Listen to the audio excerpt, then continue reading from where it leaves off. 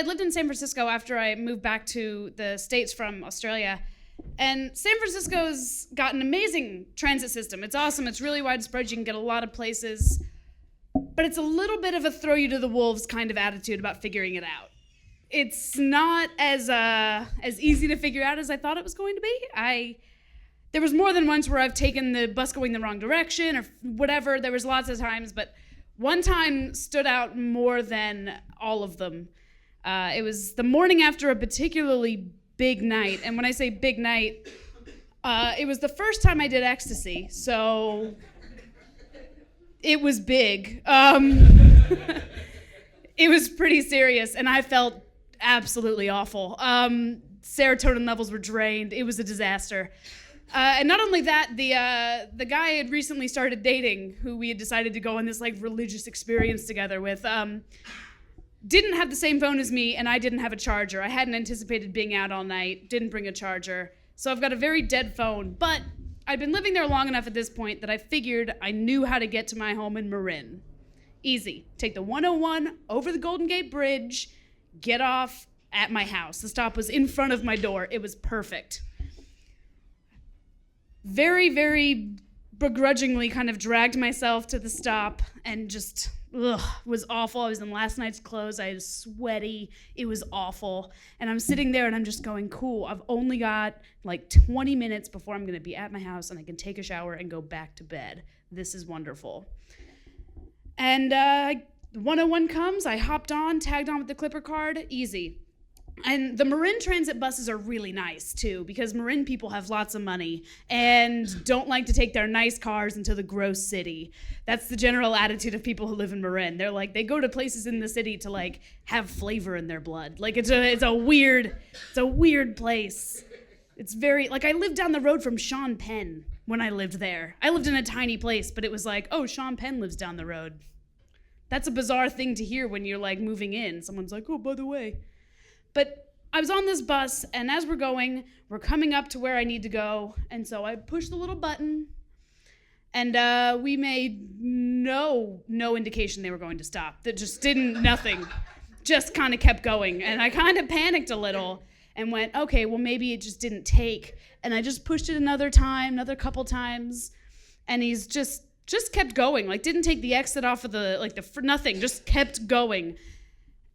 I was like, well, maybe this is like a weird extra route. I don't know. They're going to do like a loop or something. All right, well, even if we get off at the main hub in like San Rafael, I can still find my way home. There's other buses. It'll be fine. We're coming up to the exit for the hub, and we just blew past it. Just kept going. And at this point, I'm starting to panic a little bit, but I'm pushing the button, and I'm noticing everyone on the bus has like pillows. And like it didn't make any, like there's like people that are like just like settling in and like with blankets and like, all right. I was like, this can't be a good sign. This is not good.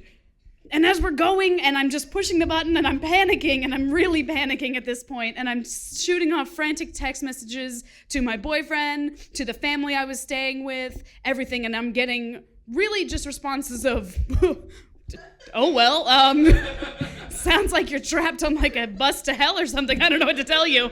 There's nothing we can do for you now. Like, God be with you. That was it. That was all that they could tell me. And like I'd said, it was a big night before, and my hormone levels were all kinds of off. So I just kind of started weeping after we passed the sign that was like, welcome to Petaluma. And Petaluma's like an hour north of where I lived. I'm just like, watching the number just like drop. It's like from like 18 to 17, and it's an iPhone, so it's going real quick. And I'm just like kind of sobbing a little bit, just real quiet, like, I guess I have to live in Petaluma now. It's less and less buildings and more cows, and it's just got really out of control really quick.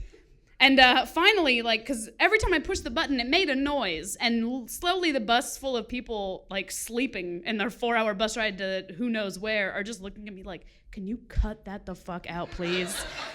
And finally the bus just pulled over, and the guy was like, you want it off? Here's a stop. And threw open the doors. And I couldn't explain anything. My anxiety kind of kicked in, and I was like, well, I guess I have to get off on the freeway. And I just got off with my mostly dead phone. and didn't know what the fuck I was supposed to do. I just kind of looked around and was like, I don't know where I am. And I'm sending messages to anybody, and they're like, well, none of us have cars. I don't know what you're gonna do. This is not good. I went into a gas station. Someone had a charger. I kind of just sat there awkwardly and was like, I've got like $7. I'll pay for something. And they were like, don't worry about it. And I just sat there and drank some water and waited. And I had found out that I had been on the 101X, which is an express to, I think, Santa Rosa? I don't know, somewhere very far that I had never heard of.